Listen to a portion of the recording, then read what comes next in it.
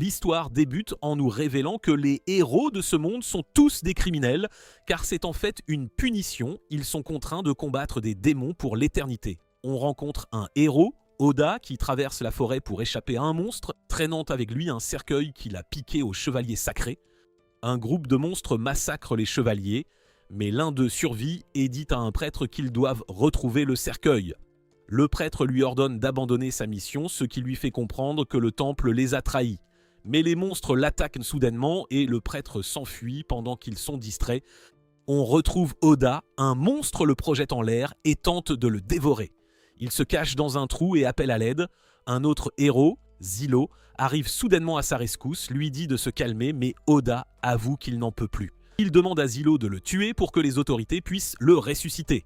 Mais Zilo le frappe et lui rappelle qu'il y a une pénalité à chaque résurrection. Il explique que ressusciter un héros, c'est ramener son âme de l'enfer et la réinsérer de force dans son corps, mais ils perdent une partie de leurs souvenirs et de leur identité. Il ajoute que les chevaliers ne pourront pas récupérer son corps s'il meurt là et les autorités le ressusciteront juste dans un autre corps. Zilo refuse donc de le laisser mourir. Il soigne les blessures d'Oda et lui dit d'arrêter de voler, mais Oda pense que c'est la faute de l'équipe de transport d'avoir laissé leur chariot sans surveillance. Zilo révèle qu'il y a plus de 5000 monstres dans la zone et pense que la peste démoniaque va bientôt corrompre toute la forêt, mais ils doivent quand même aider les chevaliers à battre en retraite. Il explique qu'ils n'ont pas le choix car les autorités leur feront sauter la tête s'ils n'accomplissent pas leur mission. Oda, lui, pense que ça n'a pas d'importance puisqu'ils seront ressuscités de toute façon. Alors Zilo lui rappelle la pénalité et explique qu'ils oublieront bientôt qui ils sont s'ils continuent à être ressuscités. Il dit à Oda qu'ils doivent y aller, mais il voit le cercueil et lui demande pourquoi il l'a volé. Oda répond que c'est parce qu'il avait l'air utile, tout simplement. Zilo donne un coup de pied dedans et réalise qu'il n'est pas vide. Ils décident de tous les deux de l'ouvrir et découvrent une fille à l'intérieur. Zilo sait que c'est une déesse, mais ils entendent soudain un corps de chasse et décident d'aller voir. Ils voient un groupe de chevaliers encerclés par des monstres, tous luttant pour leur vie. Zilo réalise qu'ils sont en infériorité numérique. Oda suggère de les ignorer, mais Zilo pense qu'ils devraient aller sauver et rappelle à Oda que leur mission est d'aider les chevaliers à s'échapper. La déesse se réveille soudainement et appelle Zilo son chevalier, ce qui ne le ravit pas du tout. Elle sait qu'il veut sauver les autres, alors elle propose de l'aider, mais il devra la couvrir de louanges après qu'elle aura vaincu les monstres. Il sait que c'est une vraie déesse. Elle se présente comme Rita, lui disant qu'elle apporte des miracles à l'humanité. Elle lui propose de former un pacte, mais il lui dit qu'il n'est pas intéressé et précise qu'il déteste les déesses. Il charge seul et Oda l'aide en lui indiquant où trouver les monstres. Mais Zilo réalise que Rita l'a suivi. Il lui dit de rester à l'écart. Les monstres se préparent à les attaquer, mais il charge son couteau et en fait exploser un. Rita se demande comment il a fait ça. Il explique qu'il a utilisé son sceau sacré pour la chaleur et la lumière. Il tue les autres monstres pour sauver les chevaliers. Oda panique en étant attaqué, mais il sort son bâton de foudre et vainc le monstre. Rita court à ses côtés, mais il réalise qu'elle est fatiguée et lui dit de faire une pause. Une autre vague de monstres apparaît. Zilo essaie de les faire exploser, mais il finit par être touché et l'un d'eux est sur le point de le dévorer. Mais Oda l'abat et Zilo lui dit de continuer comme ça pendant qu'il combat les monstres. Après ça, le chef des chevaliers remercie Zilo de les avoir sauvés, mais il voit la marque sur son cou, ce qui lui fait réaliser que Zilo est un criminel. Il dit au chevalier de partir car une autre horde de monstres approche, mais le chevalier pointe son épée sur Zilo et note que leur honneur est ruiné parce qu'ils ont été sauvés par quelqu'un comme lui. Mais quand il voit Rita, il se demande pourquoi Zilo là, puisqu'elle est censée être avec l'équipe de transport. Tous se préparent à combattre, mais un héros nommé Venetin appelle soudain Zilo et Oda. Il leur dit qu'ils sont en difficulté car la force principale des chevaliers sacrés se dirige vers la peste. Ils pensent qu'ils veulent arrêter la peste avant qu'elle ne quitte la forêt. Zilo interroge les chevaliers sur leur plan et ils expliquent qu'ils sont prêts à se sacrifier pour leur capitaine. Venetin dit à Zilo et Oda de les sauver car ils échoueront leur mission si plus de la moitié des chevaliers perdent toute la vie et leur punition sera sévère. Zilo se demande où se trouve la force principale. Venetin révèle leur position. Les chevaliers envisagent de rejoindre leur capitaine, mais Zilo leur dit qu'ils sont trop blessés pour combattre à ses côtés. Leur chef pense que Zilo ne comprendra jamais leur sens de l'honneur, mais il leur dit juste de se diriger vers le sud et de déguerpir, promettant d'aider la force principale. Oda est contre son plan, car il ne veut pas mourir pour les chevaliers sacrés, mais Zilo lui dit qu'ils sont condamnés s'ils n'accomplissent pas leur mission. On voit la force principale se reposer dans son camp, mais une horde de monstres approche soudainement. Ils se préparent rapidement. Alors que les monstres chargent, leur capitaine Kivia leur ordonne de tirer avec leur bâton de foudre, ce qui parvient à repousser les monstres. Mais ils voient des trolls approcher, alors Kivia ordonne à ses hommes d'utiliser leurs armes de siège, capables de les éliminer. Zilo et Oda observent la bataille de loin, impressionnés par les armes des chevaliers, mais ils pensent que les chevaliers n'ont pas assez de munitions pour vaincre tous les monstres. Zilo note qu'il n'a jamais vu leur bannière auparavant. Oda pense qu'il devrait juste s'asseoir et regarder les événements se dérouler, mais Rita lui dit qu'il devrait partager la gloire. Les chevaliers finissent par manquer de munitions et les monstres franchissent leurs barricades, les forçant à charger avec leurs lances. Zilo pense que les monstres enverront une autre unité pour flanquer les chevaliers et dit à Oda qu'ils doivent trouver une stratégie pour les sauver. Mais il réalise qu'Oda est déjà parti, pour leur piquer des trucs. Rita lui propose de l'aider une fois de plus, mais il lui dit qu'il ne travaillera pas avec une déesse et utilise son saut de vol pour se diriger vers le champ de bataille. Il bombarde les monstres d'en haut et l'un d'eux lui saute dessus, mais il parvient à le découper. Un groupe de monstres lance de minuscules créatures sur les chevaliers. Ils essaient de les abattre, mais les monstres passent quand même et commencent à les dévorer. Zilo les esquive tous et Kivia le remarque alors que ses explosions anéantissent les monstres sur son passage. Après le combat, elle lui demande qui il est, mais Rita se précipite à ses côtés et se demande pourquoi il l'a laissé derrière. Kivia est surprise de la voir et se demande si Zilo l'a volé à l'équipe de transport. Mais il explique que non et précise qu'il n'a pas formé de pacte avec elle. Rita n'est pas contente d'entendre ça, mais il lui dit qu'elle doit se trouver un autre chevalier. Kivia lui demande de s'expliquer, mais il note que ce n'est pas le moment, car il sait que le Seigneur Démon est sur le point d'apparaître. Le sol commence à trembler alors que le Seigneur Démon traverse la forêt, transformant chaque créature qu'il rencontre. Les chevaliers tirent avec leurs armes de siège, mais ils renvoient leurs attaques avec une barrière. Les chevaliers paniquent en étant bombardés. Zilo réalise qu'ils doivent le combattre de près, mais Kivia lui dit qu'ils n'ont pas de bélier. Elle est sur le point d'ordonner aux ingénieurs de récupérer les seaux de terre brûlés, mais il lui dit de ne pas le faire car il sait que ces seaux détruiront toute la zone et que personne ne survivra à l'explosion. Les sbires du Seigneur Démon approchent. Zilo suggère de battre en retraite, mais Kivia refuse de reculer, ce qui le met en colère. Il lui dit qu'il a reçu l'ordre d'aider les chevaliers à se replier. Elle est surprise d'apprendre qu'il est un héros et note qu'elle donnera sa vie pour son honneur car cela signifie tout pour elle. Il réalise Léo Kanin que le Seigneur Démon est transformé et bombarde les chevaliers avec ses œufs qui éclosent en insectes mangeurs d'hommes. Ces sbires commencent à massacrer les chevaliers, un gorille est sur le point d'écraser Kivia, alors Zilo le poignarde par derrière, mais ses couteaux finissent par se briser. Il réalise qu'il n'a plus d'armes et les monstres abattent une arme de siège qui tire accidentellement et brise le sol. Zilo se réveille alors que Rita l'appelle, lui disant d'utiliser son pouvoir pour vaincre le Seigneur Démon, mais il refuse toujours de former un pacte avec elle. Il essaie de dire à Kivia de former le pacte, mais elle ne répond pas, et il entend les chevaliers crier alors que les monstres les dévorent. Rita lui dit qu'ils mourront tous s'il ne fait rien, et note que même s'il déteste les déesses, elle fera tout en son pouvoir pour lui accorder la victoire. Il décide finalement de former le pacte et lui donne son sang, lui disant de lui prêter sa force. Après avoir formé le pacte, elle lui demande ce qu'il veut qu'elle fasse. Il lui dit de repousser les monstres. Elle est impressionnée par sa détermination et leur dit de faire leur prière alors qu'elle révèle qu'elle est la déesse des épées. Elle invoque soudainement d'innombrables épées qui pleuvent du ciel et éliminent les monstres. Zilo n'en revient pas de sa puissance. Elle les anéantit tous en un instant et lui dit de la louer, mais il note que le combat n'est pas encore terminé. Il lui dit d'invoquer des épées pour lui et il les utilise pour vaincre les monstres qui ont survécu à son attaque, tandis que Kivia se relève et se demande ce qui se passe. Il lui dit d'évacuer les chevaliers blessés. Elle note qu'elle ne prend pas d'ordre de lui, mais il explique qu'elle doit le faire si elle veut survivre. Il lui dit qu'il tuera le Seigneur Démon pour sauver tout le monde et mentionne qu'il acceptera la punition s'il s'en sort vivant. Mais Rita lui demande s'il se battra pour l'honneur. Alors il explique que ça n'a pas d'importance pour lui et note qu'il se bat juste parce qu'il aime ça, tout simplement. Il charge le Seigneur Démon, mais ses sbires se mettent en travers. Rita propose de s'en occuper, mais il lance une de ses épées pour les éliminer. Elle pense qu'il la sous-estime, mais il sait que même les déesses ont leurs limites et qu'ils seront en difficulté s'ils s'épuisent tous les deux. Les monstres essaient de l'attaquer, mais il parvient à les dépasser et se dirige vers le Seigneur Démon.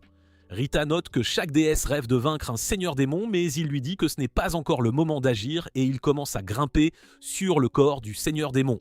Il saute en l'air et lance une de ses épées pour lui couper un bras, mais ses sbires se précipitent vers lui. Rita note qu'ils sont sur le point d'être encerclés, alors il lui dit de se lâcher et elle les écrase tous avec ses épées.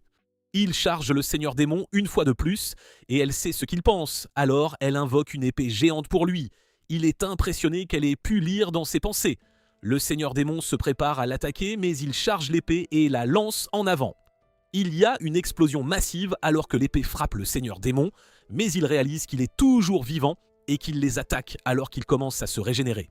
Alors que Zilo reprend conscience, Rita sait qu'il a été blessé parce qu'il l'a protégé de son corps. Mais Oda apparaît soudainement.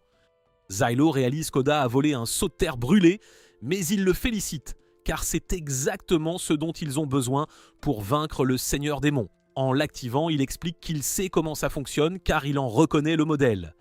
Il se jette sur le seigneur démon, projetant le seau vers lui, puis il s'éloigne rapidement avec Rita et Oda. Il y a une explosion massive qui anéantit le seigneur démon. Ses sbires s'enfuient et les chevaliers réalisent que le combat est terminé. Zilo révèle que ce n'est pas la première fois qu'il vainc un seigneur démon, mais il sait qu'il n'aurait pas pu gagner sans Oda, alors il se sent redevable. Rita lui rappelle qu'elle a aussi aidé et veut qu'il la loue. Alors il lui dit qu'elle a fait du bon travail en survivant, c'est déjà ça. Mais elle pense que ce n'est pas suffisant, alors elle veut qu'il la loue encore plus. Il est sur le point de lui tapoter la tête, mais il se souvient soudain de la déesse avec qui il travaillait. Kivia le réprimande pour avoir volé la déesse et le seau de terre brûlé, lui disant qu'il est le pire type de criminel. Elle dit à Rita que les chevaliers la livreront à la forteresse de Galtil, et elle traite Zilo de scélérat, car il a formé un pacte avec elle sans permission.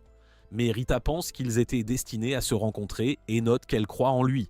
Kivia lui dit qu'elle ne sait rien de ses crimes. Elle révèle qu'il était autrefois capitaine des chevaliers sacrés et qu'il a fait un pacte avec une déesse, mais il a fini par la tuer. Dans un flashback, on voit Zilo comparaître devant la cour. Il révèle qu'il a mené son unité contre un seigneur démon, mais les officiels l'accusent de l'avoir fait sans permission. Il explique qu'il avait reçu l'ordre d'y aller pour secourir une autre unité, mais les officiels ne le croient pas et pensent qu'il l'a fait par soif de gloire personnelle. Il lui demande s'il a assassiné la déesse Senurva. Il admet que c'est vrai, alors tout le monde le prend pour un monstre. Mais il explique qu'il n'a fait ça que parce qu'il n'avait pas le choix. Il révèle que son équipe n'a pas pu trouver l'unité qu'ils devaient en secourir et qu'ils attendaient des renforts, mais personne n'est venu les aider. Senurva a fait tout ce qui était en son pouvoir pour protéger son équipe, mais elle a atteint ses limites et il savait que la peste était sur le point de la corrompre, alors il n'a eu d'autre choix que de la tuer. Mais les officiels ne croient pas son histoire, car la peste n'a jamais corrompu une déesse auparavant. Ils sont convaincus qu'il l'a tuée car ses sceaux sacrés l'ont rendu fou. Il explique que lorsqu'une déesse est corrompue par la peste, cela créerait un seigneur démon extrêmement puissant. Mais les officiels ne le croient toujours pas et ordonnent aux gardes de le faire taire. Il leur dit qu'ils ne peuvent faire confiance ni au temple ni à l'armée, mais les gardes le maîtrisent. En regardant les officiels, il réalise que tout était un coup monté. Les officiels le condamnent à servir comme héros pour l'éternité, mais il promet de retrouver ceux qui lui ont fait du tort et de se venger. Zilo se réveille dans une tente où Rita lui dit que Venetin l'attend. Mais il se demande pourquoi elle est toujours là car elle sait qu'il est un criminel. Elle pense qu'il avait une raison de tuer la déesse avec qui il avait formé un pacte, mais il lui dit que ça n'a pas d'importance et explique qu'ils peuvent juste annuler leur pacte, mais elle refuse toujours de le quitter. Venetin lui dit qu'ils ont un problème. Zilo est agacé car il veut encore se reposer, mais Venetin explique qu'ils ont une nouvelle mission et qu'il mourra si Zilo ne l'accepte pas. Zilo rencontre Venetin, Rita est surprise de voir une rivière gelée, tandis que Kivia lit les ordres de son supérieur. On apprend que leur mission est de nettoyer les tunnels de Zilangon. Son supérieur explique que le premier seigneur démon est apparu il y a 20 ans et que depuis, l'humanité a perdu la moitié de ses terres habitables. Ils ne peuvent donc pas permettre à la peste de se propager davantage. Il note qu'ils ont déjà envoyé l'unité de héros à Ziwindon, alors elle devrait voyager à cheval pour les rejoindre, et elle promet de ne pas échouer. On revient à Zilo. Rita note qu'elle n'a pas vu Oda. Venetin lui dit qu'il est à l'atelier de réparation et un héros nommé Norgul pense que c'est parce que Zilo l'a caché. Zilo l'appelle le roi et Rita se demande pourquoi. Il explique que Norgul est convaincu d'être le souverain du royaume, mais sa folie l'a poussé à lancer une attaque terroriste de grande envergure. C'est pourquoi il a été condamné à être un héros. Rita interroge sur l'autre héros de l'unité, Tatsuya. Zilo explique que personne ne connaît son passé. Il est dans l'unité de héros plus longtemps qu'aucun d'entre eux, mais il a déjà perdu son sens de l'identité, ayant été ressuscité trop de fois. Ils atteignent finalement un village, mais les gens ne les accueillent pas. Rita se demande pourquoi ils ont l'air si tristes. Vénétin explique que c'est parce qu'ils sont sur le point d'être engloutis par la peste. Zilo demande à une commerçante si elle a des outils de creusement, car il en a besoin pour maîtriser les tunnels. Mais elle réalise que c'est un héros et se demande pourquoi il n'est pas venu plus tôt. Elle pleure et s'éloigne, mais une fille lui dit où trouver les tunnels. Il la remercie de son aide, mais elle se demande si son père reviendra pour son anniversaire et pleure, car il lui avait promis d'être de retour. Il se sent mal pour elle. L'unité de héros se dirige vers les tunnels qui servaient à produire du fer pour les sceaux sacrés, mais ils ont fini par être envahis par des monstres. Rita interroge sur les sceaux sacrés. Zilo explique que c'est une sagesse octroyée par les dieux, mais qu'il ne peut en utiliser que 2 à cause des limitations de son corps. Ventin révèle que c'est la spécialité de Norgul et il raconte à Rita à quel point ils sont incroyables, révélant qu'ils sont alimentés par la lumière du soleil. Mais Zilo explique qu'ils ne peuvent pas vaincre leurs ennemis en utilisant les sceaux sacrés seuls. Vénétin mentionne que les mineurs se sont transformés en monstres le mois dernier, pensant que ce doit être l'œuvre d'un seigneur démon. Il note que leur mission est d'ouvrir un chemin pour que les chevaliers sacrés puissent attaquer, mais explique qu'il ne peut pas les accompagner car il doit rester en ville en tant que leur commandant. Zilo commence à dégager les mines, mais Norgul lui dit de creuser plus vite et il réalise que Tatsuya fait de son mieux. Rita remarque que Zilo avait du mal, alors elle propose de l'aider, mais il lui dit de juste s'asseoir et de se reposer car il ne veut pas qu'elle gaspille son endurance. Kivia est contente qu'il fasse son travail et demande à Rita si elle veut se reposer avec son unité, mais elle explique qu'elle veut rester avec son chevalier. Kivia essaie de la convaincre de changer d'avis, mais Norgul note qu'elle a déjà pris sa décision et dit à Kivia qu'il rejette sa demande en tant que roi. Elle pense qu'il doit souffrir de la folie de la résurrection, mais Zilo lui dit qu'il est juste cinglé. Et elle se demande pourquoi Zilo ne lui a pas dit qu'Oda était celui qui avait volé Rita. Alors il note qu'il n'a pas eu le temps d'expliquer et elle lui rappelle qu'il doit tout lui rapporter, mais il se demande pourquoi elle leur a donné une mission aussi inutile. Il explique que c'est presque l'hiver et qu'il n'y a aucune raison de nettoyer une mine pleine de monstres. Il se demande si elle veut juste les torturer pour le plaisir. Il pense que les chevaliers prévoient d'utiliser Rita, mais Kivia lui dit de se concentrer sur sa mission. Après son départ, il note qu'il ne lui fait pas confiance. Il continue de creuser et tombe soudainement sur un groupe de monstres, mais Tatsuya saute instantanément pour les combattre. Il les abat facilement et tout le monde est impressionné qu'il ait pu vaincre les monstres seul. Mais Zilo note qu'il a besoin de se reposer. Ils commencent à explorer les mines et voient des signes de corruption, mais Norgul remarque que la surface est sûre. Alors il suggère d'y construire une base. Tout le monde commence à travailler dessus et Norgul leur montre son invention qui détruira tout autour d'elle une fois activée. Zilo note que c'est le piège parfait, mais il se demande comment ils sont censés l'activer, ce petit bijou. Alors Norgul lui montre la clé, mais Zilo la lui prend immédiatement et lui dit que son invention pourrait tuer tout le monde. Alors il doit retirer tout ce qui n'est pas nécessaire. Après ça, Zilo commence à cuisiner pour tout le monde et note que le feu n'est pas assez fort. Alors Norgul utilise soudainement sa lampe pour l'aider. Ils se mettent à table, mais Norble râle sur la tambouille. Zilo lui rétorque qu'il pourra se plaindre au ministre des Finances. Après leur mission, bien sûr, Rita, elle, sent qu'un seigneur démon est tout proche et demande à Zilo s'ils peuvent l'affronter, mais il lui rappelle que c'est strictement contre les ordres de Kivia. Soudain, un signal de détresse parvient des chevaliers, annonçant qu'ils sont sous le feu de l'ennemi. Des monstres déferlent sur eux, Kivia tente de les repousser, mais leur nombre est écrasant et les chevaliers sont sur le point d'être complètement submergés. Zilo débarque avec les autres, prêt à plonger dans la mêlée, mais Rita le retient. Elle sait que ces monstres étaient jadis des humains. Il lui rétorque qu'il est bien trop tard pour les sauver, ils sont déjà transformés. Puis il hurle à Kivia de donner des ordres à son unité, et vite. Elle leur ordonne de prendre les monstres à revers. Tatsuya se met à les massacrer sans pitié, pendant que Zilo, lui, lance ses couteaux pour les faire exploser en 1000 morceaux. Après la bataille, les chevaliers murmurent que ces monstres étaient autrefois des humains. Mais Zilo aperçoit un homme qui se cache et lui demande d'une voix douce s'il va bien. Zilo réalise qu'il a complètement pété un câble. Kivia, elle, fait remarquer qu'il y a d'autres mineurs coincés dans les galeries et Norbel propose de les secourir. Mais Kivia explique qu'ils ne peuvent absolument pas se permettre de risquer la vie de chevaliers sacrés car, voyez-vous, sauver des civils, ce n'est pas vraiment leur mission. Elle demande à Zilo combien de chevaliers ils risqueraient de perdre s'ils se décidaient à secourir ces mineurs. Il comprend qu'elle ne veut pas les laisser derrière, mais il lui répond qu'elle perdrait énormément d'hommes. Soudain, un prêtre débarque et annonce qu'ils vont utiliser des seaux de terre brûlée pour sceller les tunnels. Norgul, furieux, s'emporte, il refuse catégoriquement d'abandonner ses travailleurs. Il se met à discuter vivement avec le prêtre. Zilo, lui, pense qu'il faudrait simplement obéir aux ordres, mais soudain, le souvenir de la petite fille du village lui revient en mémoire. Il change alors d'avis, mais prévient Kivia. Si son unité ne revient pas à temps, elle devra faire sauter les mines sans hésiter.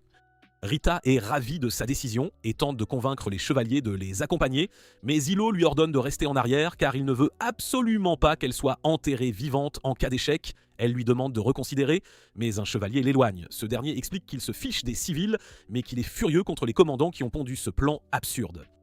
On aperçoit les mineurs terrifiés cachés dans une pièce tentant de retenir la porte pour bloquer les monstres. Mais l'un d'eux fait soudain irruption, Zilo arrive juste à temps pour sauver les travailleurs. Tatsuya charge à son tour, les monstres tissent alors une toile pour l'arrêter, mais il la découpe en un clin d'œil en 1000 morceaux.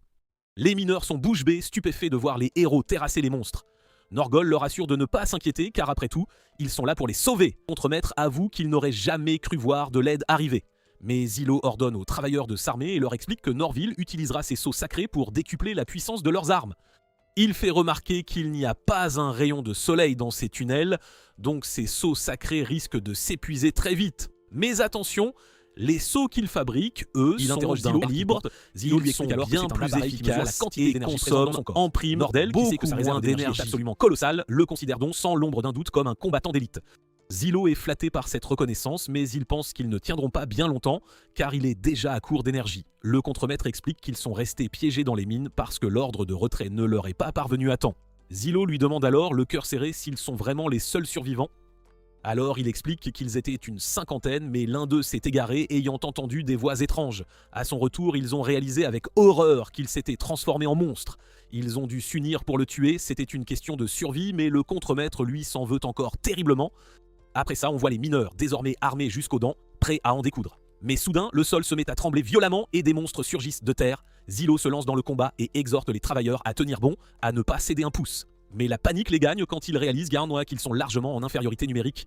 Norgul est prêt à mourir pour ses travailleurs, qu'il considère comme les loyaux serviteurs de son royaume. Zilo lui assure qu'il est un roi formidable. On passe à Kivia qui remarque que Rita n'a pas l'air très joyeuse. Le prêtre, lui, la juge comme une arme totalement inutile, puisqu'elle les ignore royalement depuis que Zilo l'a laissé en plan.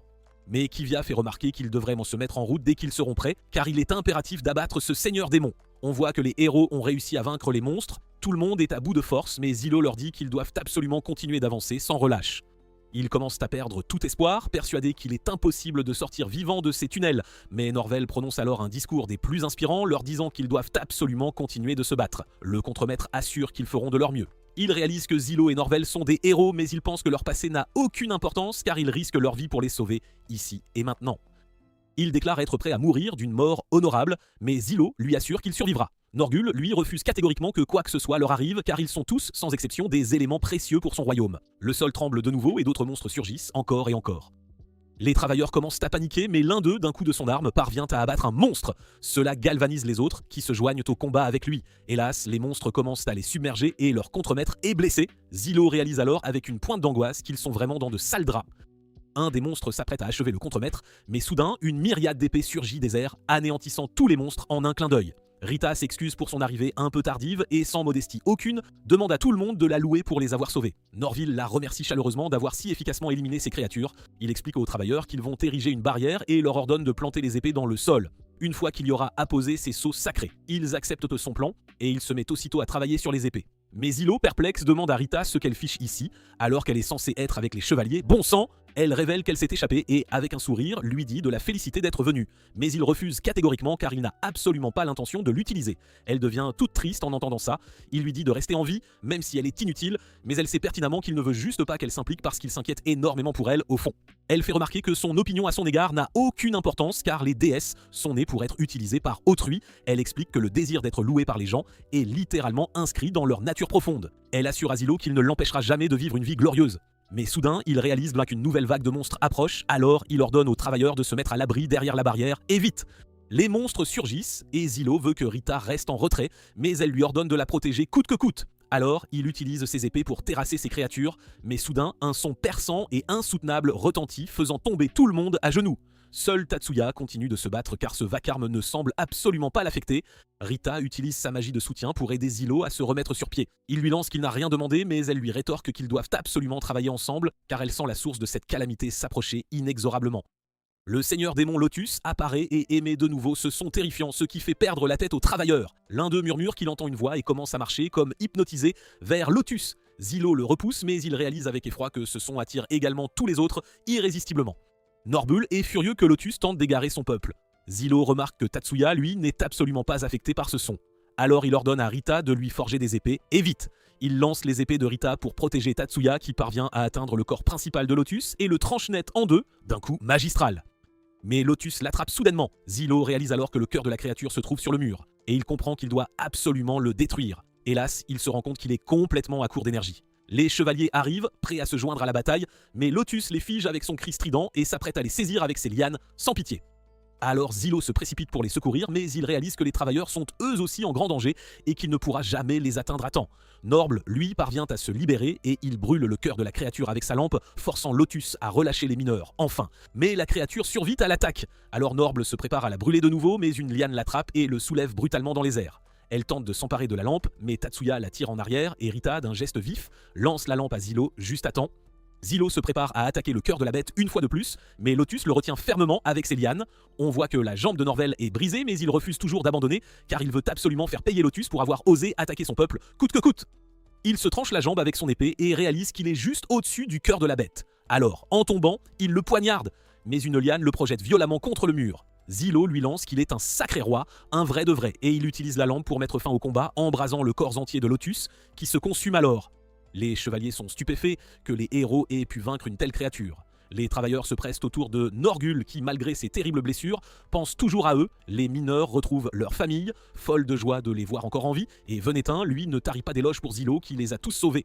Il lui dit de ne pas s'en faire pour Norbul. Il a été envoyé à leur atelier de réparation où il aura une toute nouvelle jambe flambant neuve.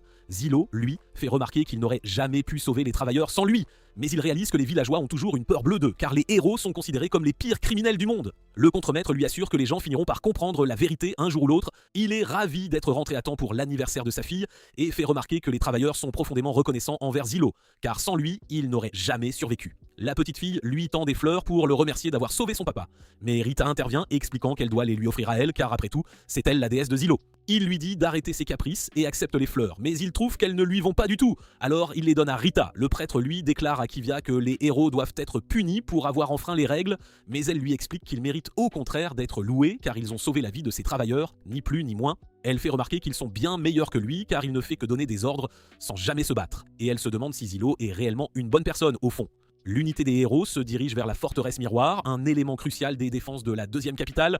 On voit Oda profiter de son temps avec Venetin, car pour l'instant ils ne sont qu'en attente, en mode stand-by.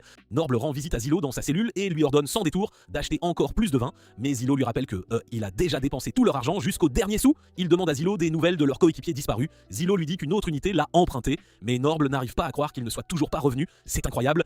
Zilo se repose après le départ de Norbul. On apprend qu'il aspire à un moment de paix pour pouvoir enfin lire tranquillement. Mais Rita apparaît soudain et l'interroge sur son livre. Il lui révèle alors que c'est de la poésie, mais écrite par un ivrogne qui rêvait de devenir un dragon et s'entraîner à voler toutes les nuits, figurez-vous. Kivia lui rend également visite et lui demande de l'accompagner car elle souhaite lui parler en privé. Mais Rita décide de s'incruster et suggère qu'ils discutent de plutôt au grand marché. On les voit justement au marché où Rita interroge Zilo sur une sorte de friandise glacée. Il n'a absolument aucune idée de ce que c'est alors Kivia leur explique que c'est une spécialité locale très prisée. Il se demande comment diable elle peut savoir ça, alors elle révèle qu'elle sait absolument tout sur les friandises de glacé, car elle les apprécie autant que n'importe qui, voire plus. Rita veut absolument y goûter et Kivia en voudrait bien aussi, mais elle décide de s'abstenir car elle est un peu à court d'argent. Alors Zilo dit à Rita de prendre 2 portions sans hésiter. Pendant qu'elle va faire la queue, Kivia confie à Zilo qui lui a donné une excellente raison de le réévaluer, et en bien, elle fait remarquer qu'il a sauvé la vie de nombreuses personnes et qu'elles lui sont toutes profondément reconnaissantes. Alors il réalise avec une certaine satisfaction que tous ses efforts n'ont absolument pas été vains. Elle estime qu'il a prouvé sa valeur et fait remarquer qu'il a aussi sauvé Rita en formant un pacte avec elle. Mais lui ne comprend absolument pas ce qu'elle veut dire, alors elle explique que ses chevaliers ont découvert Rita dans les ruines du Nord et qu'ils avaient pour mission de s'occuper d'elle. Mais le temple et l'armée ont commencé à se disputer violemment à son sujet, c'était la guerre. Mais l'armée a fini par l'emporter, hélas. Cependant, elle fait remarquer que la situation a bien changé depuis que Rita a aidé l'unité des héros à vaincre pas moins de 2 seigneurs démons. Elle a donc pu prouver son utilité et de quelle manière. Zilo se demande si l'armée l'a considérée comme totalement inutile. Kivia explique alors que son pouvoir de créer des épées était bien mentionné dans les ruines, mais on apprend que les déesses sont apparues pour la toute première fois durant la grande ère civilisée, bien plus impressionnante, comme une sorte de portail, chacune possédant une nature bien distincte. Sait à quel point ces déesses dotées de pouvoirs extraordinaires. Il n'est donc absolument pas surpris que l'armée ait jugé une fois leur tâche inutile. Elle retourne. Kivia révèle qu'elle savait parfaitement ce que l'armée tramait dans l'ombre. Mais elle a quand même accepté la mission, malgré tout. Il réalise qu'elle avait l'intention d'affronter un seigneur démon de front, car elle voulait expier ses péchés. Et il est profondément dégoûté par le plan ignoble de l'armée. Il sait que l'armée expérimentée sur Rita, s'ils s'en sortent bien. On voit qu'elle a déterminé à faire friandises glacées. Kivia révèle alors que leur prochaine mission est de défendre la forteresse jusqu'à la mort. Ni plus déjà ni moins. Sur leur prochaine mission sans perdre de Venetin et Zilo. Mais Zilo, lui, sait pertinemment que c'est une mission suicide, pure et simple. Le commandant explique alors que les chevaliers n'interviendront qu'après que l'unité des héros aura été complètement anéantie et qu'une déesse utilisera un poison spécial pour éliminer le seigneur démon. Il révèle qu'ils ont déjà tenté d'injecter ce poison via un tireur d'élite mais ça n'a pas marché, alors ils ont décidé de transformer la forteresse entière en un piège à poison géant qui submergera la capacité de régénération du seigneur démon, c'est leur plan.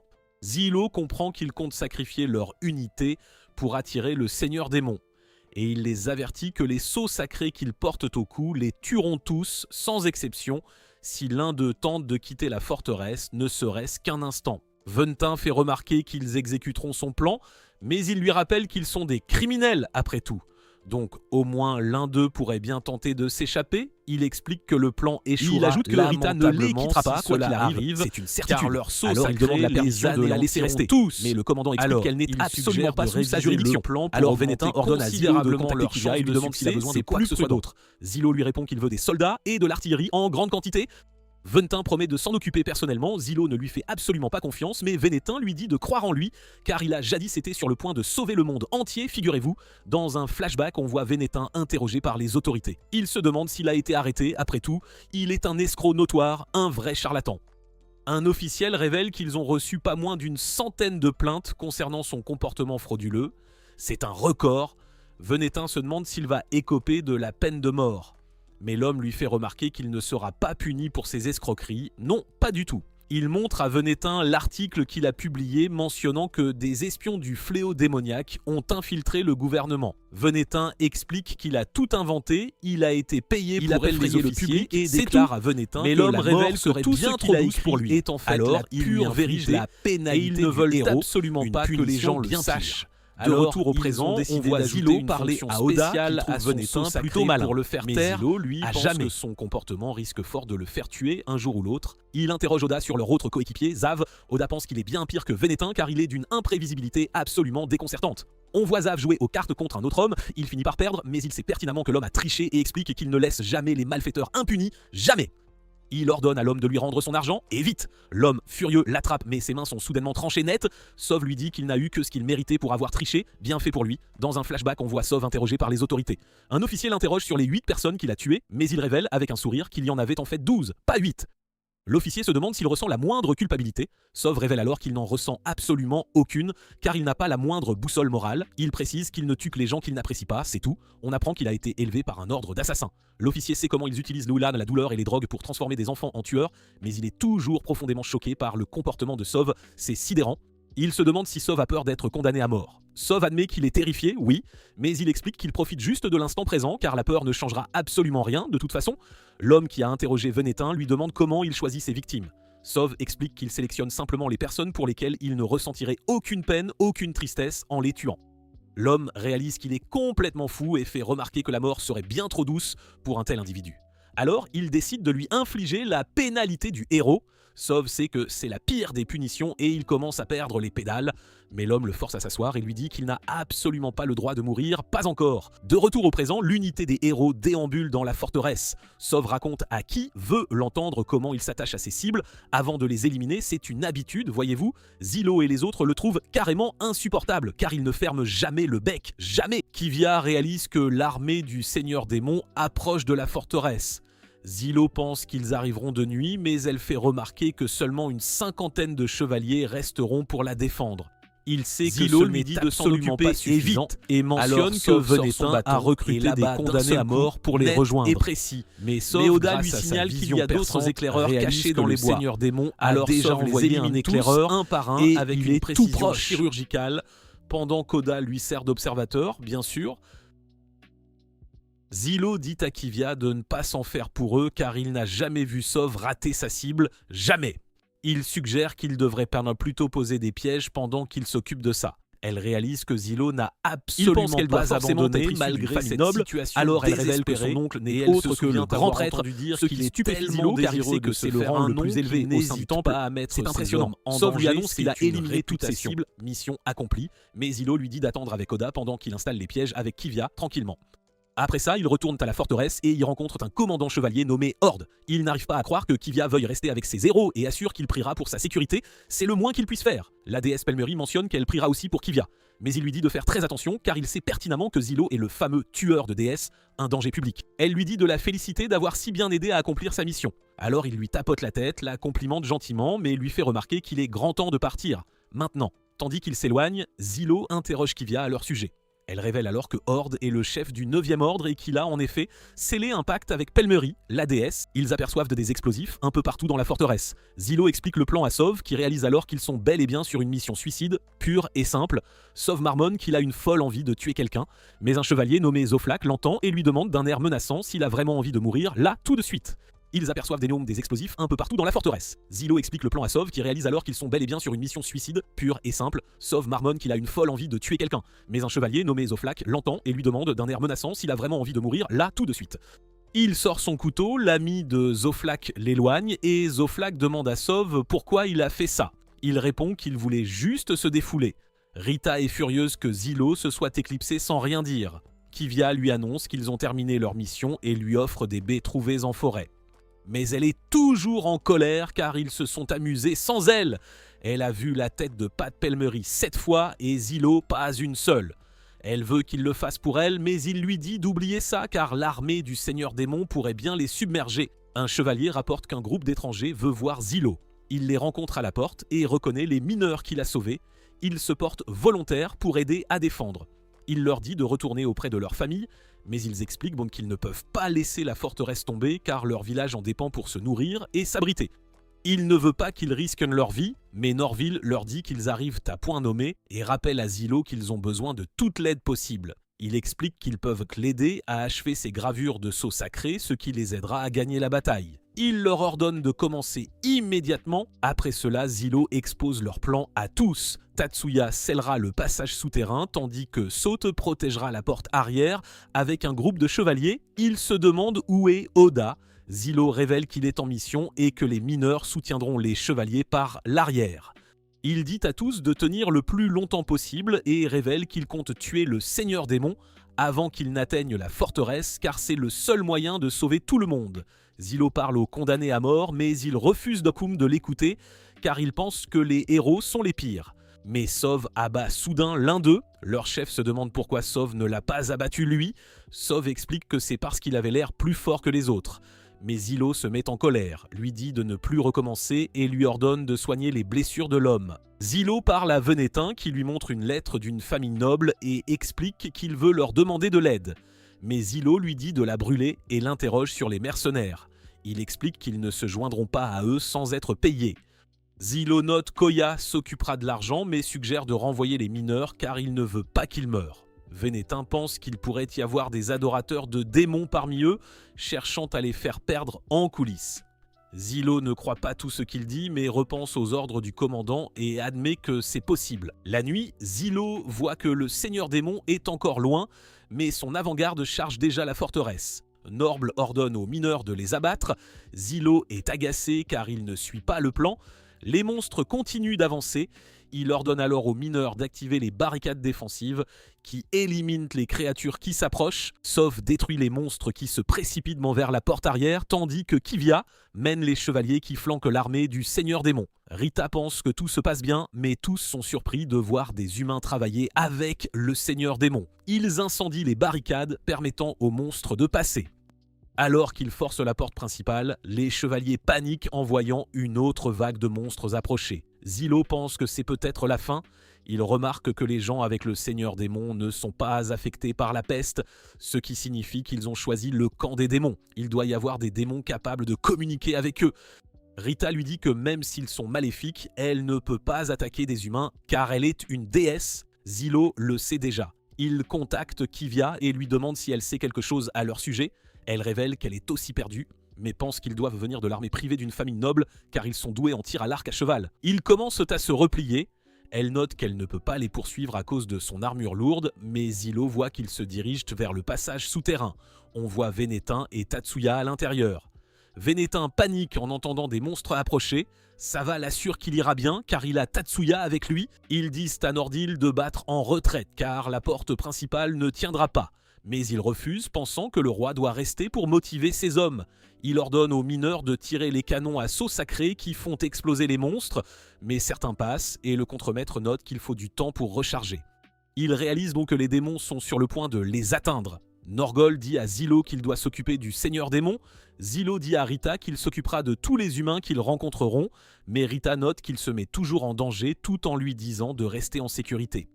Il mentionne qu'ils peuvent le ramener s'il meurt, mais Rita pense que même si ce n'était pas possible, il se battrait quand même car il trouve un sens à vivre pour les autres. Zilo voit le Seigneur Démon Iblis. Il lui dit qu'il est temps de passer aux choses sérieuses et elle note qu'ils doivent remplir leur devoir de héros et de déesses. Les cavaliers ennemis tombent sur Tatsuya et les autres, ce qui inquiète les chevaliers car ils sont en infériorité numérique, mais Tatsuya pousse un cri qui tue instantanément l'un des cavaliers et il commence à les massacrer. Les chevaliers sont choqués par sa brutalité. Leur chef, Heathrow, ordonne à ses hommes de soutenir Tatsuya. Ils éliminent les cavaliers. Le dernier craint pour sa vie, mais Tatsuya l'abat brutalement. Heathrow se demande s'il est même humain. Pendant ce temps, Zilo dit à Rita de suivre leur plan et de minimiser les affrontements. Elle lui crée une épée. Il la lance sur les démons qui se précipitent vers eux, mais 3 autres attaquent d'en haut. Alors elle lui crée 2 autres épées. Il les utilise pour pulvériser les démons, mais un ver géant l'attrape et le projette au sol. Rita propose de l'aider, mais il lui dit de garder son énergie pour Iblis. Ils finissent encerclés. Mais les démons sont distraits en entendant des chevaux approcher. Zilo et Rita en profitent pour s'échapper. Zilo réalise qu'ils viennent de la famille noble avec laquelle Vénétin a échangé des lettres. Il lui demande pourquoi ils sont venus, car il lui avait dit de refuser leur aide. Vénétin admet qu'il a menti. Oda demande de l'aide à Zilo, car un groupe de mercenaires le poursuit. Zilo se demande pourquoi il le traque, puisqu'il avait ordre de les engager, mais Oda explique que Zilo lui avait dit de voler de l'argent pour les payer, mais qu'il l'a volé directement aux mercenaires. Zilo remarque que toute cette agitation a désorienté Iblis. Il saute au-dessus et Rita invoque une épée géante qui transperce son corps. Elle révèle qu'elle s'est concentrée sur la taille et la puissance, donc l'épée ne tiendra pas longtemps, mais Zilo pense que c'est plus que suffisante et voit l'image de Sinerva en elle. Il court vers la forêt où Zilo active les pièges qu'il a préparés. Iblis charge, mais le sol se brise soudainement. Il tombe dans une fosse. Rita l'interroge sur les pièges qu'il a utilisés. Il explique que ce sont les sceaux d'altération qu'il a placés lors de sa reconnaissance. Rita transperce Iblis avec encore plus d'épées, mais il commence à corrompre les lames. Alors elle utilise tous ses pouvoirs pour les enfoncer dans son corps. Elle parvient à le vaincre, mais Zilo remarque qu'elle est épuisée et lui dit de se reposer pendant qu'il va chercher le poison de la déesse. Il s'approche de la fosse, mais Iblis projette soudain des pointes de son corps. Elles sont sur le point de frapper Rita. Il se sacrifie pour la sauver. Elle réalise qu'il est blessé. Il remarque qu'Iblis se transforme. Il lui dit de s'échapper. La forteresse est en flammes. Norvel dit aux mineurs de battre en retraite et demande à Sov de créer une voie d'évacuation. Mais Sov mentionne qu'ils ont déjà fort à faire avec les démons. Zilo crache du sang. Il note que Rita avait raison à son sujet car il trouve un sens à être utile. Il sait qu'il est insensé, mais il veut gagner la bataille pour faire ses preuves. Elle l'assure qu'elle se battra à ses côtés quoi qu'il arrive car elle est la déesse avec qui il a fait un pacte. Elle lui dit qu'ils devraient gagner ensemble s'il veut vraiment survivre. Il réalise qu'elle ne partira pas, alors il lui demande son aide, mais il lui fait promettre de suivre ses ordres jusqu'à la fin. Iblis prend sa forme plus petite. Rita dit à Zilo qu'elle lui fera une épée spéciale, mais il se demande si elle sera assez forte pour vaincre le Seigneur Démon immortel. Elle explique qu'il n'y a rien qu'elle ne puisse détruire, car c'est l'épée sacrée, mais elle ne durera pas longtemps. Il réalise qu'il ne peut pas se permettre de rater son coup. Iblis attaque avant que l'épée ne soit prête. Zilo la protège, mais son épée est brisée et il finit poignardé. Iblis s'apprête à l'achever, mais Oda arrive soudainement pour le couvrir. Iblis s'envole, mais Sov vise de loin et tire son dernier coup qui détruit l'une de ses ailes. Rita termine enfin l'épée sacrée, mais Iblis charge Zilo. Il le laisse mordre son bras et enfonce l'épée dans son œil. Elle dégage une lumière mystérieuse. Rita lui rappelle qu'il n'y a rien qu'elle ne puisse détruire. Elle crée un trou noir qui efface Iblis de l'existence. L'épée s'effrite, il rattrape Rita qui tombe d'épuisement, mais elle lui demande s'il la trouve impressionnante. Il admet qu'elle est incroyable. Oda se précipite à leur côté, mais Zilo s'effondre aussi. Il se réveille à l'hôpital et voit l'officiel ravi de son rétablissement, mais qui note qu'il aura du mal à se souvenir des choses. Zilo ne le reconnaît pas. L'officiel lui dit de le considérer comme un allié et note que l'unité de héros est leur atout. Mais Zilo lui dit de partir. Il révèle avoir apporté des cadeaux de la colonie voisine et mentionne qu'ils admirent tous Zilo, mais il le met en garde contre la désobéissance excessive aux ordres. Il explique qu'il existe un groupe, les coexistants, qui le voient comme un problème, car il recherche l'harmonie avec la peste démoniaque. Alors qu'il part, Rita se précipite pour voir Zilo, mais il revoit l'image de Sinerva, car elle faisait la même chose. Rita remarque son expression et craint qu'il ne se souvienne pas d'elle. Mais il lui tapote la tête, lui disant qu'il ne pourrait jamais l'oublier. Kivia les rejoint et lui dit que l'armée et l'église ne s'accordent toujours pas sur le statut de Rita, mais qu'ils ont décidé de les affecter temporairement tous deux au 13e ordre de chevaliers, sous son commandement. Elle lui dit de continuer à protéger Rita, mais il veut être retiré du front, car ils n'ont pas pu se reposer depuis longtemps. Elle mentionne que c'est déjà le plan et affecte leur unité de héros à la protection de Rita, dans la ville portuaire, car des hérétiques ont rejoint un groupe d'assassins pour l'éliminer. Rita et Zilo commencent à se détendre, mais un homme nommé Jace dit à Zilo qu'il ne compte que le dernier seigneur démon qu'il a vaincu, car il a eu l'aide d'Oda et Norville pour les deux premiers. Jace mentionne qu'il a personnellement abattu 2 seigneurs démons, ce qui signifie qu'il a gagné leur pari. Mais Zilo sait qu'il a eu l'aide d'un autre héros nommé Reno. Jace note que Reno a désobéi aux ordres, donc il restera en cellule un moment. Jace commence à se vanter, mais Rita lui dit de ne pas offenser son chevalier. Zylo note qu'il est inutile de discuter avec quelqu'un comme lui, il lui remet l'argent perdu. Alors que Jace part, Rita se demande ce qui ne va pas chez lui. Zylo explique que Jace est le dragonnier de leur équipe, arrêté pour avoir cultivé et vendu des substances illégales. Pour dragon, il a été accusé de mutinerie pour avoir tenté de libérer tous les dragons. Zylo note qu'il aurait normalement été placé en détention, mais comme il vient d'une puissante famille noble, les autorités ont fait de l'incident une affaire d'État et l'ont condamné à être un héros. Vénétin jette un œil par la porte, mais Zylo le remarque et est furieux qu'il ait désobéi à ses ordres. Il sait que Vénétin est là pour une raison. Il révèle que l'ex-fiancée de Zylo, Frenzy, voulait le voir. Quand il rencontre Frenzy, elle pense que Zylo a empiré depuis la dernière fois qu'elle l'a vu, mais il lui dit de ne pas l'insulter. Elle s'excuse si elle l'a vexé et note qu'elle voulait juste qu'il agisse d'une manière digne d'un futur membre de la famille Mastibolt, ce qui trouble Rita. Elle s'interroge sur la nature de leur relation. Zylo lui rappelle que Frenzy est son ex-fiancé, mais elle révèle qu'elle veut toujours l'épouser. Il lui dit qu'il n'est même plus considéré comme un humain puisqu'il est un héros, donc leur mariage n'est pas possible. Rita note qu'il lui a consacré sa vie en tant que son chevalier. Frenzy explique qu'elle compte le faire gracier et qu'elle veut rester en ville, car elle doit trouver la peste démoniaque. Elle mentionne qu'elle et les chefs des dieux de la nuit ont traqué la peste démoniaque, mais il y a quelques jours, les démons ont disparu près de la ville. Elle révèle que le seigneur démon Spriggan s'est déguisé en humain. Zylo note que c'est une capacité rare même parmi les seigneurs démons, mais elle lui dit d'être prudent, car il pourrait déjà être en ville. Alors qu'elle s'apprête à partir, elle lui demande qui les espionne derrière le mur. Kivia sort de sa cachette, elle révèle qu'elle est leur superviseur et doit donc surveiller toutes leurs interactions, mais Frenzy sait qu'elle ment et lui dit de trouver une meilleure excuse. Le lendemain, ils sortent en ville, ce qui excite Rita car elle pense qu'ils vont s'amuser. Zylo lui dit qu'ils doivent attraper les gens qui la poursuivent et note qu'elle ne devrait mentionner l'épée sacrée à personne car cela leur compliquerait la vie. Kivia propose d'être le garde du corps de Rita, mais Zylo réalise qu'il leur faut une personne de plus. Il examine ses options et décide d'inviter Jace car les autres attireraient trop l'attention. Zylo va le voir, mais il est déjà occupé avec ses dragons. Il finit par prendre Sov à la place, mais celui-ci ne peut s'empêcher de parler de la corruption au sein de l'organisation et de la façon dont ils offrent même des enfants en sacrifice à la déesse. Zylo lui dit d'arrêter. Kivia pense que leur déguisement est inutile car ils ne cessent de parler. Mais Zylo lui dit qu'elle est belle, elle est troublée en entendant cela. mais il lui dit qu'elle ressemble à un homme et elle n'est pas contente de l'entendre. Rita lui dit qu'elle veut acheter un souvenir, ils trouvent une dague qu'ils aiment tous les deux, mais ils voient le reflet des assassins dans la lame. L'un d'eux s'apprête à poignarder Rita, mais Kivia lui coupe la main pendant que Sov élimine son compagnon. Les gens commencent à paniquer, mais d'autres assassins apparaissent. Kivia leur dit de suivre le plan. Ils se précipitent vers une ruelle, mais les chevaliers qu'elle avait postés ne sont pas là. Ils se demandent ce qui s'est passé.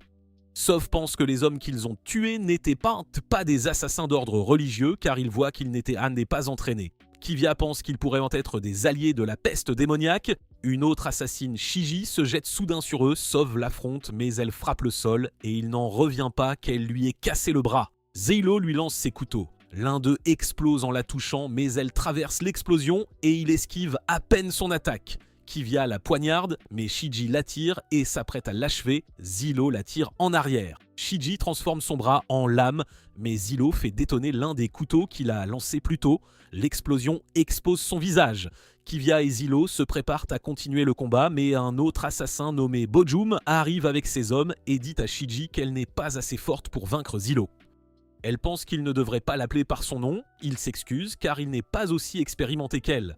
Mais l'un de ses hommes les interrompt et leur dit qu'ils doivent partir avant l'arrivée des chevaliers sacrés. Bojum se met en colère et arrache la mâchoire de l'homme. Mais Shiji lui rappelle qu'on leur a dit d'éviter les meurtres inutiles, il note alors qu'il n'a pas tué l'homme. Elle le trouve ridicule et charge de nouveau. Mais Kivia crée un bouclier pour la bloquer pendant que Bojum vise Zilo. Il étend son bras pour attaquer, mais Zilo glisse et lance son couteau. Bojum soulève le sol pour le bloquer, ils louent tous deux leurs compétences respectives, mais Shiji dit à Bojum de ne pas parler à leur ennemi. Sov la reconnaît comme une célèbre aventurière.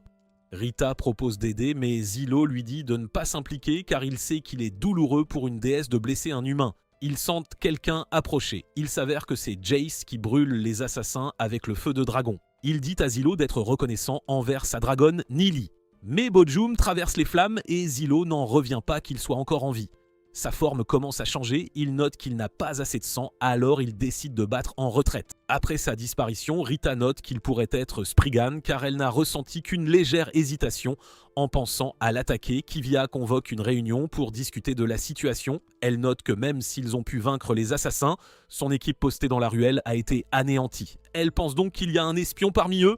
Les chevaliers pensent donc qu'ils devraient limiter le partage d'informations aux personnes de confiance. Mais Zilo pense que c'est inutile car ils ne peuvent faire confiance à personne, y compris aux gens présents dans cette pièce. Ils pensent qu'ils devraient appeler le 12e ordre des chevaliers sacrés pour une enquête car ils sont spécialisés dans le renseignement. Mais Heathrow pense que Zilo est la personne la plus suspecte dans la pièce et note que le 12e ordre ne se montre pas en public. Kivia demande l'avis de son oncle Marlin. Il est d'accord qu'ils ne peuvent faire confiance à personne, mais il ne pense pas non plus qu'il soit judicieux d'appeler le 12e ordre. Il demande à Kivia ce qu'elle a obtenu des prisonniers, mais elle note que ceux capturés vivants se sont avérés être des aventuriers qui n'avaient rien d'utile à partager. Elle est frustrée de n'avoir pu capturer aucun des vrais assassins. Marlin pense qu'elle ne devrait pas le prendre personnellement car cela n'améliorera pas leur situation. Zilo les interrompt et note que son idée est la mieux adaptée au cas présent, ajoutant qu'il n'aurait pas osé interrompre un homme de la stature de Marlin s'il n'en était pas sûr. Marlin est impressionné par son ton direct mais respectueux, il décide de l'écouter. Zilo note qu'il devrait commencer par enquêter sur la guilde des aventuriers. Ils décident de suivre son plan et apprennent l'existence d'un homme nommé Ladeo Sodrich qui dirige la guilde et la ville environnante. Zilo se prépare à partir mais il tombe sur Vénétin qui se demande si tout s'est bien passé. Alors Zilo l'assure que tout va bien et lui demande son aide pour former une équipe. Pendant ce temps, le Ladeo rencontre Shiji et Bojum et n'arrive pas à croire qu'ils aient échoué. Shiji explique que ce n'est pas sa faute car Jace ne faisait pas partie du plan et elle n'avait pas les bonnes informations sur la force des héros. Elle refuse de travailler avec Bojum, car c'est un amateur. Mais Ladeo lui dit que sa force est démente et qu'elle devrait lui apprendre à être une pro. Elle pense qu'il ne fera que la freiner et demande une augmentation, mais Ladeo lui rappelle qu'elle n'est plus dans l'armée, donc elle ne sera pas payée si elle échoue encore sa mission. Elle part avec son argent, mais note qu'elle aura besoin de 3 fois cette somme, car elle engagera son propre groupe d'experts. Le lendemain, Zilo se dirige vers la cafétéria où il trouve Oda et Jace à la même table. Il se demande pourquoi Jace est debout si tôt. Jace révèle que Nili est jalouse car elle l'a vu avec un autre dragon. Zilo dit à Oda qu'il a besoin de lui pour quelque chose, mais qu'il ne peut pas laisser Rita l'entendre. Oda réalise que ce doit être une mission difficile. Zilo lui dit d'infiltrer la guilde des aventuriers, mais Oda se demande pourquoi il n'utilise pas Reno, car il était aventurier. Zilo révèle qu'il est enfermé et le trouve trop imprévisible pour la tâche. Mais Jace se porte volontaire pour y aller à la place d'Oda. Il n'a vraiment rien d'autre à faire, mais Zilo insiste sur le fait qu'il a besoin des compétences d'Oda qui accepte à contre-cœur. Zilo l'emmène rencontrer Kivia qui tente d'impressionner Zilo avec sa robe car il trouvait son dernier déguisement un peu trop viril. Zilo lui dit qu'elle a l'air d'une noble qui aurait des tas de prétendants, ce qui la trouble, mais elle cache ses sentiments et lui dit qu'il ne peut pas la séduire avec de la flatterie. Il tente par Tiardont de trouver une couverture, mais Oda n'aime pas du tout leurs idées de chasse aux démons ou d'élimination de bandits. Il pense qu'il devrait plutôt dire que Kivia est une noble mariée et Zilo son amant, et qu'ils cherchent un assassin pour se débarrasser du mari. En flashback, on voit le jour où Oda fut jugé pour avoir tenté de s'évader du donjon et de voler un dragon, mais il se demande pourquoi il est le seul à comparaître. Il explique que le premier prince du royaume fédéré lui a demandé de l'aide pour s'échapper car il était enfermé au château et la famille royale se comportait étrangement. Oda explique qu'il doit sauver le prince car il veut aider les plus faibles, mais la cour refuse de le croire et veut le condamner à mort.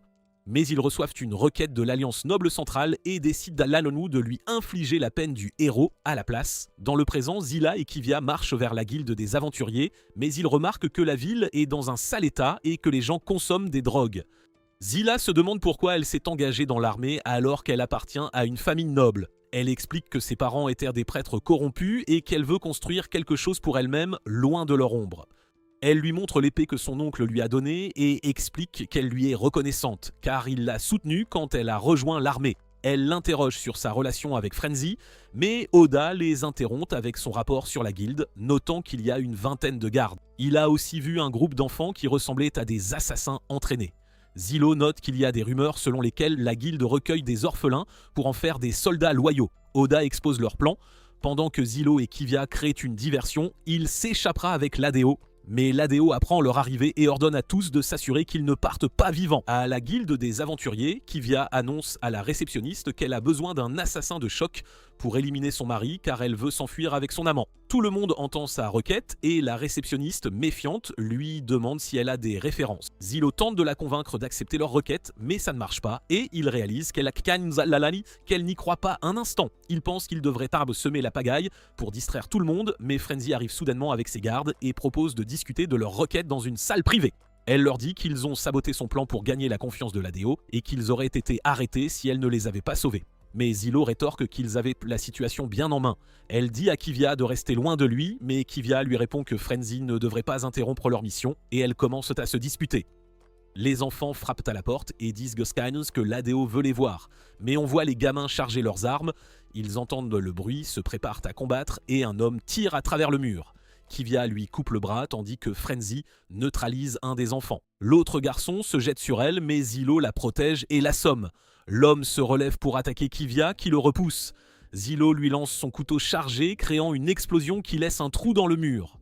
En regardant les aventuriers, il dit à ses compagnons qu'ils peuvent faire le ménage dans la ville et faire sortir l'Adeo en même temps. L'Adeo commence à faire ses affaires. Une fille nommée Eiri pense qu'il devrait utiliser le passage souterrain, mais il estime que c'est plus rapide de s'échapper par les rues. Il lui demande si elle a rassemblé toutes leurs forces. Elle note qu'elle a tout arrangé et révèle que Shiji a engagé un homme appelé la baleine de fer, ce qui le fait douter de leur arrivée à temps. Il brûle les documents importants pour ne laisser aucune trace et lui demande si elle restera à ses côtés. Elle promet de le protéger de sa propre vie tandis qu'il lui assure qu'ils sont une famille. Pendant ce temps, Kivia et Frenzy travaillent ensemble pour vaincre les aventuriers, tandis que Zilo élimine les archers qui les visent. Mais il finit par détruire une boutique, alors Kivia lui dit de faire attention à sa puissance de feu. Il lui répond qu'il l'a fait pour couper les renforts, mais d'autres enfants commencent à l'attaquer et elle ne veut pas les tuer. Frenzy l'aide et lui dit qu'ils ne sont pas une menace tant qu'elle fait attention à ceux qui attaquent d'en bas. Frenzy utilise son sceau de foudre violette pour désarmer un garçon et demande à Zilo leur prochain mouvement. Il note qu'il devrait nous semer le chaos pour faire sortir l'Adeo, mais elle n'est pas fan de son plan. Un groupe d'aventuriers, la brigade des chasseurs de géants, arrive. Leur chef révèle qu'ils sont l'élite de la guilde, mais le groupe de Zilo n'en a jamais entendu parler, ce qui rend leur chef furieux. Ils utilisent donc leur bâton de foudre pour attaquer Zilo et les autres, mais leur visée est, disons, aléatoire.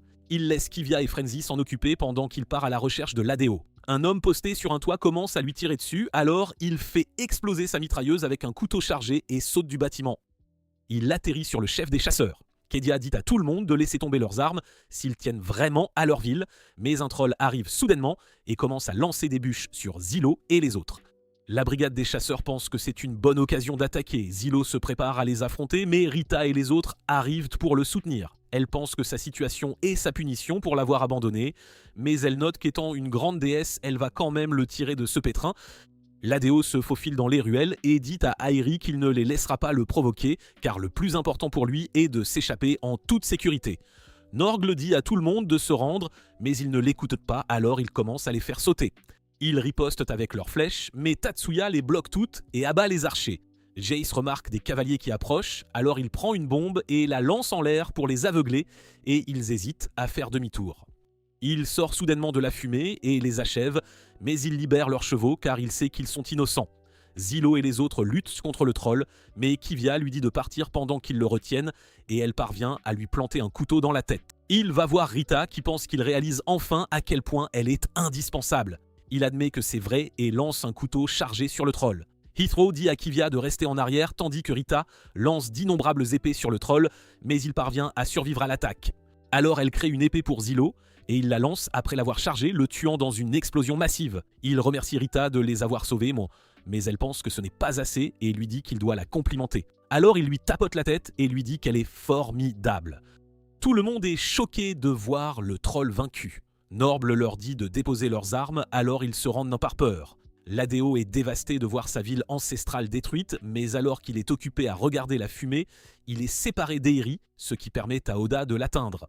Shiji et Bojum observent la situation de loin. Elles pensent que l'Adéo est peut-être déjà mort, ce qui inquiète la baleine de fer qui rappelle qu'il ne travaille pas gratuitement. Shiji demande à Bojum ce qu'il va faire. Il répond qu'il va sauver l'Adéo car il a l'impression de lui devoir quelque chose. Mais Shiji veut juste prendre l'argent de la guilde et s'enfuir.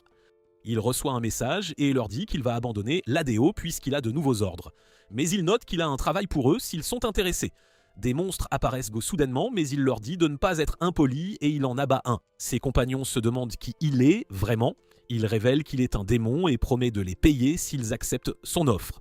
La baleine de fer décide de travailler pour lui, mais Shiji ne veut pas trahir l'humanité, alors il la menace de la tuer si elle ne le rejoint pas. Il lui rappelle que l'Adéo leur a appris à toujours protéger leurs intérêts avant tout, alors elle accepte à contre-cœur son offre et il leur dit qu'ils doivent supprimer toutes les preuves les liant à l'Adéo. À la guilde, Norble donne des ordres aux aventuriers tandis que les autres retiennent l'Adéo captif. Rita lui dit de se repentir de ses péchés, ils veulent qu'ils leur disent tout. Il note qu'il a reçu l'ordre de les éliminer mais il n'a aucune information sur son client. Rita pense que c'est un problème, mais Zilo lui dit qu'elle ne devrait pas faire confiance aux gens si facilement et menace de livrer l'Adéo aux chevaliers sacrés s'il ne leur dit pas tout. Il accepte à condition qu'il laisse Starflot sa famille tranquille. Zilo promet de ne pas leur faire de mal, alors l'Adéo révèle que leur mission était d'éliminer Rita. Il note qu'ils ont été engagés par un coexistant et révèle qu'il y a une dizaine de jours, il a été forcé de faire un marché avec un homme masqué qui l'a menacé de le tuer s'il ne coopérait pas. Il révèle qu'il a rencontré les intermédiaires 3 fois. Zilo était en colère qu'il ait trahi l'humanité, mais il explique qu'il ne l'a fait que pour protéger sa famille. Il note que les coexistants prévoient de laisser les seigneurs démons conquérir l'humanité et de servir de leurs surveillants. Il révèle que les coexistants ont déjà commencé leurs opérations à travers les régions. Zilo lui dit de leur donner des informations plus utiles, sinon il ne tiendra pas sa part du marché. Alors l'Adéo lui dit que l'homme masqué était Maïzal Zelkov. Kivia note que Maïzal est le nom d'un saint qui était le chef du temple pendant la première guerre de subjugation.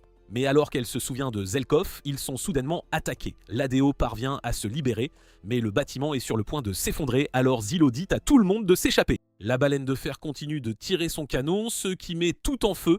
L'Adéo s'échappe par une trappe. Norble mentionne que l'ennemi a de l'artillerie, alors ils doivent libérer Reno. L'Adéo atteint les tunnels et il voit Airi qui est contente qu'il soit toujours en vie. Mais il l'interroge sur les autres et elle lui dit qu'ils vont bien.